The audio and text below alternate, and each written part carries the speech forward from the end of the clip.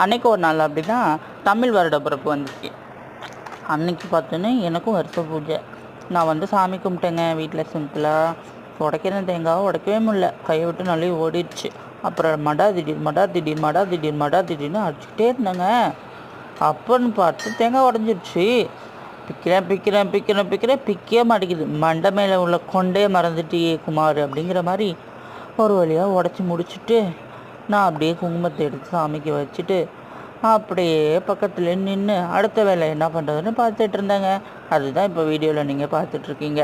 இப்போ அது முடிச்சதுக்கப்புறமா 2 சூரத்தை எடுத்து தட்டில் வச்சு ஏற்றி காட்டுன்னு